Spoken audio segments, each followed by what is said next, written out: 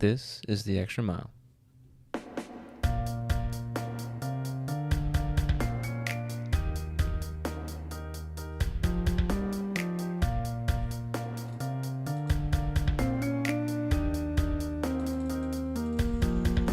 Hey everyone, welcome back to The Extra Mile. I'm Caleb Spear along with G5. DG5, and today we got a couple of guests. You've seen her before for Project 912. We have Miranda Bloodworth. Hi everyone. And we have Renee Smith. Hi. Now Renee obviously is the new one, and she's a wife to one of our elders, good old Keith. And I guess for a quick little informational background, where were you born and raised? And I was born in Slayton, Texas, and raised in Lubbock for the most part. So just from around here. all right, so they got the local girl. That's right. That's me. West Texas, all the way. Yeah. Yes. That's not us, George. We kind of No, West Coast, East Coast. yeah, kind of been around. We'll allow you in anyway. Okay. very You're good. here now. That's right. Right, that's all that matters. Alrighty, so to start, before we really dive in here, Miranda, I believe you have an update on Project 912. So since the last podcast, the well is finished and the community is using the water for just like washing clothes and dishes. That's awesome. Yes, we're waiting. They have to let the pipes clear out of all the chemicals and things so that then they can test it to know if it needs to be filtered. Okay. So we're still waiting on that. But we did just find out today that Chrysostom, the preacher that we're supporting there, is showing signs of MS. And so just pray that they are able to get the help that they need medically and get the treatment that he needs for that situation. Right. So just as far as Project 912 itself, we are starting a nonprofit corporation so that we can keep this thing going, and in the future donations will be tax deductible. So that's we'd appreciate that'd your be nice. we'd Yeah. appreciate your prayers just as we make decisions kind of on a business side of things. But along with the future of Project 912, we've had another French-speaking preacher brought to our attention by Daniel Farreau. His name is Wilson Bellaby, and he preaches in the Democratic Republic of the Congo, which is right next to the Republic of Congo, which is Right. where Chrysostom is. Anyway, this country has been just a war zone for decades, and so there's just a lot of refugees and just very sad situation. It's actually slowly improving, but where the congregation where Bellaby is, they have about 50 people. His family makes up about 10, but most of them are refugees, and so their contribution is about $1 a week. Oh, wow. And so instead of us trying to support him monthly and trying to help all the other people, what our project is with them is to get goats and chickens and sewing machines Nice. so that they are able to kind of Teach them how to fish. yeah Right? instead of giving them a fish. That's right.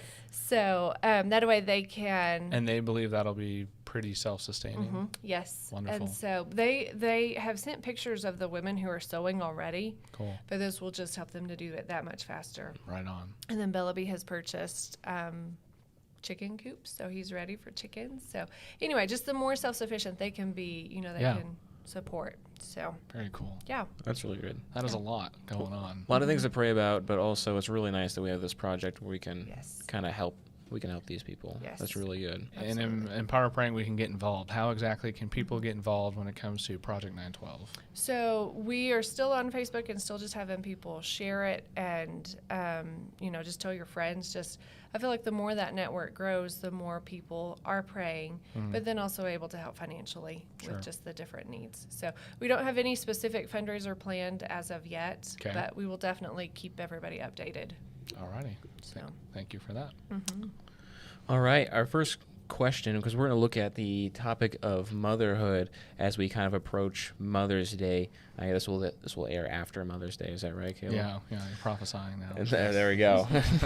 Day And after so, Mother's Day. we want to give you guys a special look at moms, and so we brought some moms on from our congregation here that I think will enlighten us and bring some wisdom from the scriptures. And just a little passage before we dive in. Titus 2, 3-5 says, older women likewise are to be reverent in behavior, not slanderers or slaves to much wine. They are to teach what is good, and so train the young women to love their husbands and children, to be self-controlled, pure, working at home, kind, and submissive to their own husbands, that the word of God may not be reviled. Reviled, thank you. Dyslexia is hard. And it's we just want them to bring some wisdom and attention, because you guys do a lot for God's kingdom, and it deserves attention. And it's a nice day, or a nice part of the year that we get to celebrate mothers and how awesome and the impact they have on the family. Yeah. And so our question for you guys, and we'll just kind of start our discussion for this episode. What are some unique challenges to being a mom that people don't really see or think of? You want to go first? I was just thinking you should go first. So polite. We can't make decisions. I was thinking that you're always second guessing yourself. You do not always know what to do, and there's just a lot of second guessing involved in motherhood, I think. What do you think? Yes, yeah. I was thinking you can go to bed at the end of the day and lay awake all night rehashing everything you did wrong. Mm-hmm. So. Oh. Yeah. Man, you guys aren't making it sound fun to start off with. I guess Did you want the truth? Or fair enough. Fair enough. I want the truth or not. Well, and those challenges change as your children age. Life has its seasons, and I was kind of thinking ahead to what, I could say today, and I was talking to my oldest daughter yesterday, and something that she helped me remember is that your kids can hurt your feelings, and you as a mom have to take the high road. You're supposed to take the high road, but you have feelings. Mm-hmm. And so I think back to my own mom and the impact she had on our family, and some of the things I said, I just said them thinking, taking that for granted. But your children do hurt your feelings from time to time. Yeah, I asked my sister-in-law, who's a younger mom, this question: what are some challenges? And she was talking about how, like you're saying, everybody in the house has a mood and emotions and attitudes, and so you're managing you, but you're also managing a bunch of little people, and everybody's feeding off of each other. And so, like you're saying, whenever we're all just together all day, feelings can get hurt. Well, and I would something about what you said. You're aware of that as a mother, Mm-hmm. and it's a lot of pressure. Mm-hmm. But not everybody else is necessarily Mm-hmm. aware of that. Mm-hmm. But it can be a lot of pressure feeling that management. I know it doesn't sound fun. There's a lot of times when motherhood is not fun.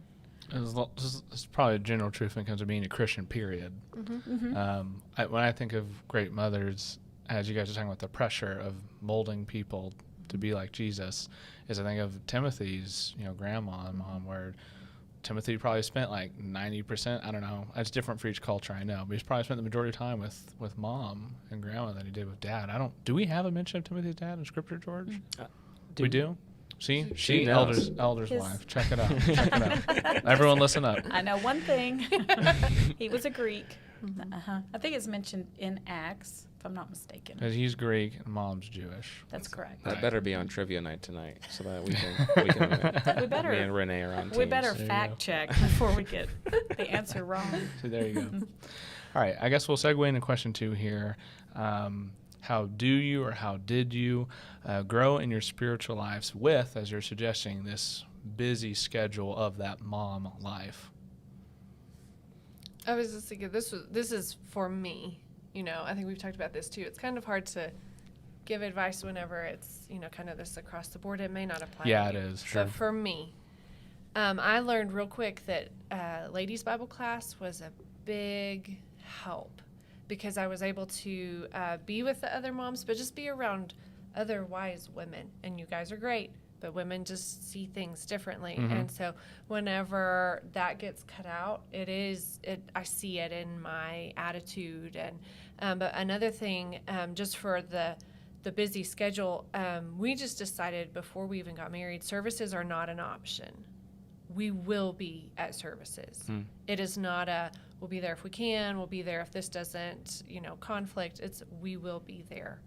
And then just reading the Bible every day. Really, a lot of it is just I will stick to this habit and not let it get pushed to the side. How do you get the kids on board with that? With the services? Yeah, or even just the habits. Because they have no say, George. Right? Yes. Well, I think that we have to start this early because we just had seen examples of when you try to start it later, you're going to have way, way more backlash. Sure. So we're just going to do it now, and we're going to do it forever, and we'll see how we can stay. And, I mean, you have seasons where you don't, and you have to get back on the bandwagon. Right. That makes sense. I mean, it's... Go ahead. Nothing. I'm just listening. I was thinking growth is the key word. I didn't start out where I am now, and true. I'm not done. And training your kids is part of growing. And so you take them along. And you said, how do you get kids to do those things? You set expectations. I think a lot of children suffer from low expectations. And you understand what expectations means. It doesn't mean they're going to do what you tell them to do. It means you're going to do the hard work to correct that behavior when they don't. And it's easier to not do that. Sure. It's easier to sit on the couch and ignore it and just pick the battle next time, but you don't. You pick that battle, and your expectations are more about you than they are your children. Children are not going to behave. They're not going to want to do it. But you have them, and it's your job to have those expectations and help them meet them. And kind of like what you were saying, Miranda, even though it may be easier not to do those things, I feel like the longer we do the easier things, the more that builds up and the harder it is to actually do the harder thing. And it's the 5-minute rule. I mean, or the 5 second, the 5-minute rule. I mean, if it takes me 5 minutes to do the dishes right now, then I should probably do it before it's 30 minutes or an hour long. Yeah. And, it just kind of keeps you on track. And that's good. Those are good things. All right, question number 3 is kind of more, it's kind of like when you're taking a test, or they tell you there's 5 questions on the homework, and really by that I mean there's like 25, like question 5 A, B, C. So I guess now is kind of, we've already obviously gotten into it, but conversation when it comes to our family and spiritual lives and issues, we've just touched on it. So you just suggested early. Maybe what does that look like early, and how do you teach your kids about God starting early? Because you were mentioning seasons, Renee. Again, like I understand you guys said not everything works for everyone. Everyone has very different circumstances and whatnot, but what has worked for you? What tools do you use to teach your kids about God? Well, early, from the beginning, when I'm taking care of my granddaughter now, I will sing Bible songs to her when I'm rocking her. I did that with my children.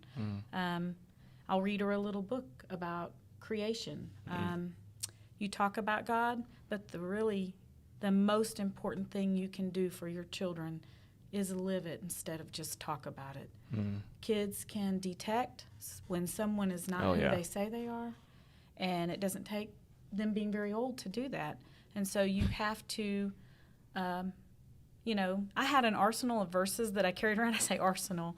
That would help my kids. I couldn't always memorize them. There's no pressure there. I would sometimes pull out my Bible and read it. Sometimes I'd have to Google to remember where it was, but I would use it.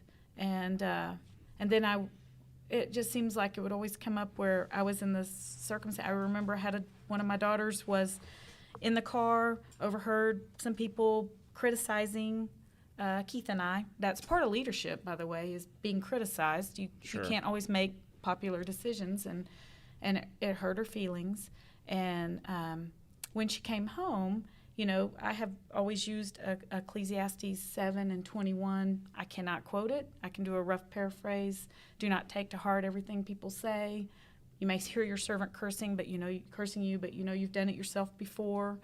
And when that kind of thing happens to you, do you just tell them that, or do you act the same way? Do you believe the same thing? So be who you say you are in front of your kids. That's the most important thing. That is so true.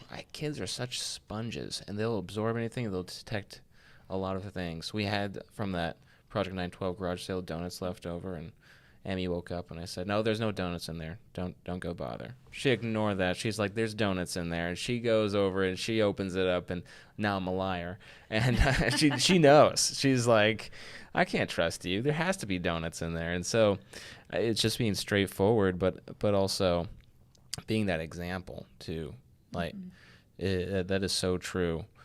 Because it's one thing to say, but it's another thing to live out that example and be the spiritual example for your children. And you guys are in the thick of it. No, I'm listening to you now. This was going back up to the unique challenges. That's what I said. One of the unique challenges is they expose your faults and your flaws. And so sometimes I get defensive because, yes, I did. I don't know if that makes sense, but yeah, you just have to recognize they will help you grow and just to flow with it. So anyway, sorry with the conversations about how to help them have a spiritual focus. Especially when our oldest was little, I tried to be very diligent about God made this and God did this and God gave us our food, and just everything was pointing to the Lord. Now he's doing that for the younger two, so that's nice because I forget because I get busy. But anyway, I guess just trying to point always back to the Lord. That's a really good point, because he should be our focal point. And if we're living by example, then that will really come out that he's our target.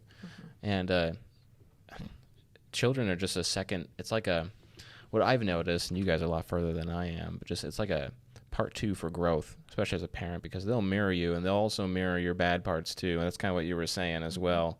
And so you got to check yourself or you wreck yourself. And if you don't check yourself, you don't get yourself on board right, well, then they'll start mirroring your bad attributes as well. And if we're pointing to God, then we're not only showing in ourselves and our own daily lives a good example, we're pointing to a good example that's perfect. And I mean, what better way than to raise up our children in that sense, that regard. But I don't know, what are you thinking, Caleb? I don't have a kid, so my opinion is worthless unless I'm here to ask questions. No, you're good. You're good. You think of the future.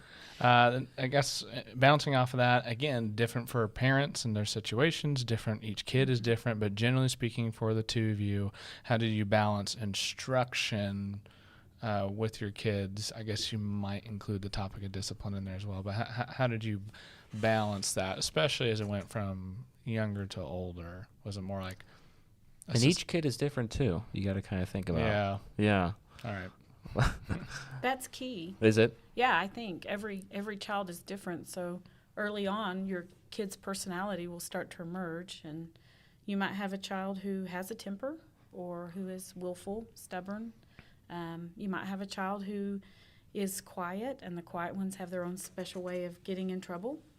And so you, not to be critical or to pigeonhole them, but be aware of what they struggle with, and first pray about it. Let them hear you pray about it. It's important for your children to hear you take their name to the throne of God, I think. And then don't fall. We tried not to fall into the trap of everything has to be equal. You know, that doesn't mean we weren't fair. Sure. There's a difference. You treat everyone fairly, but every circumstance is different. And so if you'll just give me a minute to share an example from my own raising, I was a very different kid from my sister. We were 14 months apart, and when we got to 9th grade banquet time, we went to the dinner, and then I wasn't allowed to go to the midnight movie with the kids. My mom didn't let me go, but the next year she let my sister go. And I was really, I'm just going to be honest, I was really bitter about that for a few years. And then when I got older, I asked her, why did you not let me go? And she said, well, you were interested in boys and Jamie wasn't. She took at the time, and so she took the correct path and didn't feel the need to explain it. She didn't make everything equal, but she protected me in a way that I couldn't understand until I was older. So I guess all of that just to say, just your kids are different people, so treat them as such. Yeah, you're absolutely right, because there's a difference between equity and equality. That is correct. And equality won't exactly elevate the other child because they are different. Equity helps balance with fairness the difference between each one. It seems like each kid, too, as it's like we're like farmers, and we have these seeds that we're supposed to take care of on responsibility, but each seed is a different plant. And it seems like, one might need a little more moisture than the other. One might need some more sunlight than the other. And it's definitely a different cultivating experience, as it seems like as a parent. I mean, go ahead. I was just going to say, I think it's okay, too, because, and ours is more because of ages. But when our oldest is like, wait, why did that just happen? I would have never. It's like, okay, but listen, you're 9 and she's 3. This is why. So, again, I think it's okay to explain to your kids, like, I don't have to tell you why, but I thought about this, and I did have a reason behind that decision. Sounds like God. If I had, instead of getting bitter, if I had asked my mom, I'm sure she would have shared the reason, but I was a teenager, and I didn't. So, but I just can see the whole thought process, and it sounds a little bit contradictory, but it actually helps with sibling rivalry if you don't treat them equally, like they're the same. If you acknowledge their special weaknesses but their special gifts, and you just treat them as individuals, it helps them not to be so prone to compete, I think. I'm learning still, so anyway. No, that's really good. That just made me think of something that you taught me, and I will try not to go too long on it, but Renee just taught me, pray for your kids' weaknesses. Pray that God shows you their weaknesses, and then once you start to see them, because you do actually get to learn them really early, especially if you pray for God to show you. That's a good point. Then you can start. So, for example, please show me the weakness, and we have this rash of lying, and it's like, wait, what are you doing? And then I remember I prayed for God to show me the weakness. So now I'm praying, please help us to teach honesty and to catch them in the lies. And so God will help you if you will pray. That's a really good point, too. And I just preached on Gideon, which is a lot of weakness, and how God strengthens our weaknesses. But Emmy, she gets scared a lot, and sometimes it's crazy stuff, and I'll be like, so it's me, it keeps hitting that noise. I'll be fine. like, what is going on? Tell me the story. I am right here. Okay. Anyway, it just dawned on me when I was putting her down one night, and then we were doing our prayer, and it's easy as when we have like 2-year-olds and we're praying with them, it's like, dear God, thank you for mommy, daddy, and all the siblings and everything, but it's like, wait a second. If I could get her thinking about being scared, and what's the opposite of scared? Bravery, and teach her that, get her thinking that, it opened a whole new door. I was like, you know what? I was like, we went through our prayer, we went, thank you for mommy, daddy, and all the other siblings. We were like, also, help me be more brave. And I was like, repeat this with me. Help me be more brave. And we get that idea of brave in her. And then we start instilling, positive reinforcement, not necessarily our weaknesses, but the strengths that counteract those weaknesses, so as to strengthen them and their weaknesses. That definitely will help as well. That's a good point. And I think that will help them to learn their prayer life, because again, our 3-year-old has the same, we pray every night, please help Macy not to have a bad dream. And so then she will come in the morning and say, I prayed to God when I was scared. And it's like, yes. Oh, yeah, that's good. So they can learn it that early. Yeah, it gives them the, their, I don't know, the confidence. The confidence, but also just the self-motivation to keep doing that. That's really good. Well, this question will be more geared toward you, Renee. I don't know if we mentioned this or not, but Renee has raised 3 daughters, and then Miranda right now has a household full of kids, so different stages of motherhood. That's why we have them both on here. But you've kind of seen the life through high school. So what advice would you give about from sports, academics, and other hobbies and band, things like that? How were those beneficial for your kids and you and your husband's spiritual life? How are they beneficial? And then what were some cons, perhaps? Well, we had fun. I mean, our kids were all in band. We enjoyed it. We followed them around. Something that Miranda said earlier, we always prioritized worship above those things. When your kids are small, you emphasize the law. You teach them to obey. And then when the kids get older, you help them understand grace. And we had a lot of opportunity to, it wasn't always comfortable situations, but we had a lot of opportunity to have influence through that. So it wasn't all a negative thing. You do have to keep them in your place. You have to keep school in its place. There is one purpose for school, and that is to educate your children so that they can get a job. And if you can keep that in mind, then you will navigate those things. If your priority is in the right place, if it's on the Lord, you'll make mistakes, and you may make exceptions. I'd be lying if I said we never made an exception, but you will have your priority in the right place, and it will help you navigate the difficult situations. There is a place for those things. I had Amy was very good at music. Mindy, they were all very good at music. They all did band. They all had their own strengths. Mindy was very academic. Julie was an athlete. We did all the things, and we followed them around, and we spent a ton of money going with them, making sure they made it to worship, and just having fun. And that is a season of life, and it's gone. But again, you have to keep it in its place. It's not more important than anything that goes on in the kingdom. So Even the academics.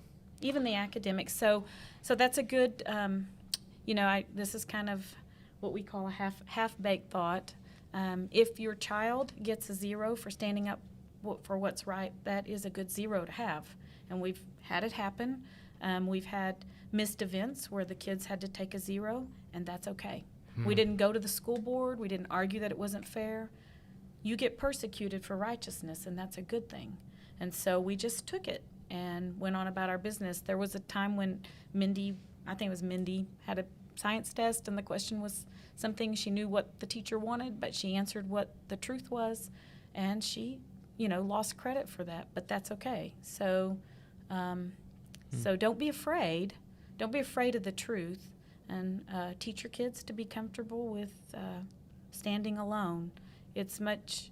I'm rambling, aren't I? No, it's good. It's much better to teach your kids to be comfortable standing alone than it is to help them fit in as much as possible. Yeah. You don't want them walking the line. You want them to be comfortable being alone, and then be their support so they have a place to fall back. Yeah. Yeah. A lot of times when we didn't reward for grades or anything, but when they would make a moral decision at school and we would find out about it, Keith would say, ice cream for the whole family. We didn't say, go be moral at school and we'll buy ice cream. But there were random times when we learned about moral decisions they made. Maybe the teacher would come out and say, your daughter told me she wasn't allowed to watch that movie today. We let her go to the library. And so Keith would say, ice cream for the whole family. And we would just really try to reinforce that behavior, that moral behavior, the godly behavior. Different environments, but for my high school, and it was a public school, they bragged and stressed that the 99% went to college. That includes community college. Kendall's environment was even more rigorous, and that was insane. Like, these kids are looking to go to top colleges and whatnot. And even amongst Christians, we saw, like at camps or church or whatnot, so many compromises were made so you could have the highest education, many. And yeah, shoot for it. We need more Christian lawyers and doctors. We need more Christian everything. If you got the gifts, use the gifts God has given you. But man, so just as a kid seeing that, where they were the tutoring or whatever it was to miss the Bible class or whatnot that was necessary, they were going to do it. It's like the gold even trumped their integrity, and so they just were able to compromise. Yeah. Miranda, do you have any thoughts on things we were just talking about? So when you were talking, I know this is Mine is skipping ahead to the next question. Oh, so the next question, that's Introduce us. fine. How does motherhood allow you to have opportunities to share the gospel? Renee, I think you just talked about being involved with kids' activities. So just Renee, another thing Renee has taught me is sometimes your kids will make a stand. And that was what I said is how they allowed you to have opportunities to share the gospel. Mm-hmm. They say things that I was like, I would have never said that. Not that it didn't need to be said, but that I wouldn't have said it. But I will, Renee has had this situation too, I will stand behind you and help you make this stand. And so just kind of, I guess, just like we're saying, they help us grow. Mm-hmm. I'm teaching them these things. Yeah. And I actually do want them to make that stand. And so I have to be brave and say, okay, yes, this is, I can't give a specific example, but just, sometimes it makes you step out of your comfort zone. Oh, sure. So. Sure. Now, Miranda, did you have a question for Renee as the one who's experienced more? What was your question you had from mom to mom? So I guess my first question is, how do you balance your home life, your family, your service there with your work in the kingdom and your service there? Well, they go together. We just always had the kids do what we did. I mean, obviously, if Keith needs to have a private meeting with someone who's having a problem, we made it clear when Keith accepted the eldership that there would be times when they couldn't know things, and they would have to go to their room, and that's just what families do. We support each other, and that's what we do for the Lord. But if we're having a work day up at the building, we just always brought the kids, no matter how young they were. And if we were going to visit someone, I won't say we always took the kids, but if we could, we always took the kids, and we just included them. It was just our part of our life. It still is. It still is. And so was there balance? Probably there was a lot of chaos. I don't know if you would call it balance, but they go together. A lot of people view, and I'm stealing this from material we studied in ladies' class. This is something I've always remembered. A lot of people view Christianity as a hub in the wheel of their life. But that is not the case. I mean, as a spoke in the wheel of their life. You've got your work life, your family life, your Christian, your church life. But that is not the truth. Christianity is your life. It is the wheel, it is the hub of the wheel, and you fit everything else into that. That's the only way to achieve balance. It sounds weird to call Christianity the religion to be an idol. It sounds weird, but everyone likes a little bit of God in that sense where, well, you teach your kids not to lie and steal and to respect mom and dad, and you'll probably have a better job if you don't get drunk, and probably have a better marriage if you don't get drunk. But that's like where it stops. Kind of the what's it offer me versus, and that's just like a point of life. Versus when it's the center, as you guys have both been alluding to, now it's costly when it's at the center. It's not just giving me, what I want or what I think is good. And when it costs you something, that's hard. But when it costs your kids something, that's when the rubber really meets the road, and you recognize that God expects them to be a living sacrifice as well. Amen. Yeah. That's tough, but so valuable. That was really good. All right, so it's time to start beginning to wrap up here. Well, I guess, did you have another question you wanted to ask Miranda? Go ahead, ask it. Yeah, Okay. Go ahead, ask it. So I just hear a lot of other moms, younger moms that are, I just want to get away. I just want to escape. I just want to break. And I get it, but I just don't know, how do you combat this? I need out of this life that I've made. Yeah. When you find yourself hiding in the closet with a box of cookies. Man, I've heard of people doing that. Oh, and that's the end of the show, everyone. That's the show. That was great. There we go. Great episode, everyone. Just ignore that. Technological difficulty. I want to keep that in the show, George. I don't know. We'll talk about it. Yeah, I think that was my sign. No. So when you're Because moms don't want you exposing our secret of hiding in the shh, don't say it. Cue the music. That's the end of the show. I'm not sure that I have the answer for that. I do know that renewal is important, and we're told to daily renew, but that is a spiritual renewal. And you bring your children into the world. You make a covenant agreement with your children. I'm going to do my best by you. And so when you do that, it's the most important thing. And sometimes you're just going to be exhausted, and it's going to feel like you have nowhere to draw from. But the Lord will show mercy. He shows mercy on mothers. He sees us when we're in the nursery and we haven't heard a sermon in a year. He sees us, when our kids are screaming and all kinds of the physical stuff. And even when our kids are older and we have emotional trouble with them, he sees all of those things. So we put that at the Lord's feet, and when we get spiritual renewal, and we just push through. Satan has been really clever. I'm sorry, I don't want to keep going, but I was talking to Miranda about this last night. I have noticed that if you will just listen to the language of society, it's about my choice and my body and my life and my time and me time and me and my and my and my.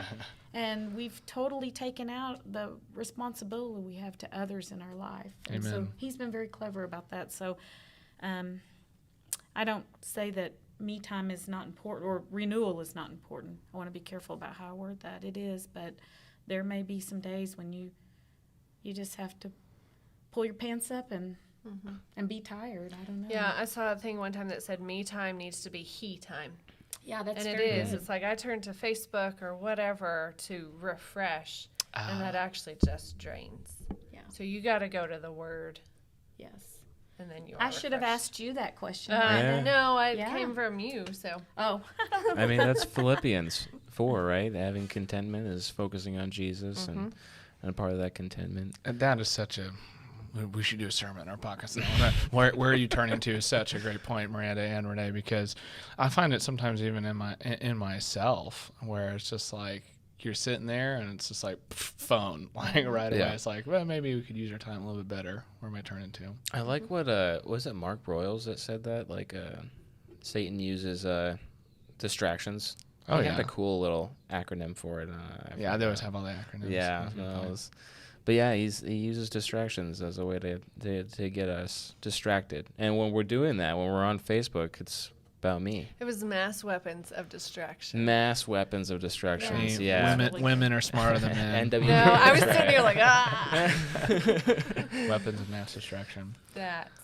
Nice. But Jesus also made the sacrifice, and part of motherhood is making that sacrifice. Yeah. And for our kids and parents, and I think it's really good. I guess the last question we'll shoot toward Renee, and then Miranda, if you got anything to add, go for it. But you have, looking back, what are some things you're really glad that you taught or that you did with your kids? And then everyone makes mistakes, as you were saying before this podcast, like no one's perfect. What are some things you might have done differently?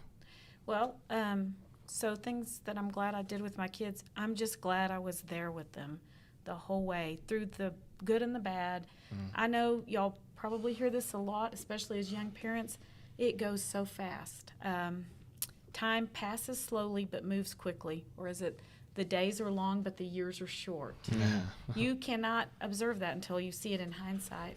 And I'm just so glad that I made the sacrifice to be there with them the whole time and do their things.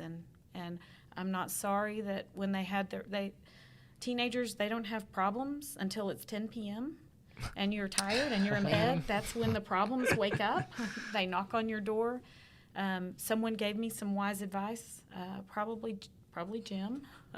I got a lot of wise advice from him, but to go ahead and open the door and let the kids come in and listen to them when they talk. So I'm really glad that I did that for the most part. Made a lot of mistakes. I don't know what I would go back and change because of I'm sure there's lots of circumstances that I would go back and react differently or make a different choice. Regret is a motivator. It's part of life. If we have no regret, we have no need of a Savior, so we're in trouble. So godly sorrow leads to repentance. So regret is part of life, but change is not, thinking about what I would change is not really productive because I can only go forward. So I just let it go. I know when my kids get to their 30s or so, they're going to be like, oh, yeah, you did the best you could. I know that now. They're already there. They're good kids. But, and so, I don't know. That's kind of a messy answer. But And that's my it goes right answer. back to Ecclesiastes 7, which you quoted earlier. It's not good, it's not wise to think on the old. Yeah. So, Or Proverbs 31:26, she opens her mouth with wisdom, and the teaching of kindness is on her tongue. See, we're young, so we ask the foolish questions. That's not a foolish right. question. I'm just kidding. I But- bet. And That's I such hope a I great didn't- point. I hope I didn't make you feel foolish. No, I'm just joking. It's casual. It's a podcast. I know, but I'm nervous. I don't do this all the time. Well, we're so grateful that you're on here sharing that for both of you. You had something to say, Miranda? You look like you're ready to go. well, I think that's pretty much a wrap. What do you think, Caleb? I think that's a wrap. Thank you guys so much for coming on here. Yeah. Thank you for inviting me. You guys do an Yes. awesome job, not just here in the church, but also in your families, which have an impact on us and our families. And together we help grow each other, and it's very rewarding. Yeah. Well, we have a lot of amazing parents at Milwaukee Avenue at our Yeah. congregation. A lot of amazing moms that do a lot of really godly things. And I don't want to take any more time, but you said something about ladies' class. Just having that network of moms, it just builds me up. And so thanks for doing this. All right. Yep. Our extra mile. Husbands, go honor your wives and Yeah, parents, thank your respect moms. your parents, yeah. All that stuff. Thank you so much. All right. Thank you. That's Thank a you. wrap. Bye.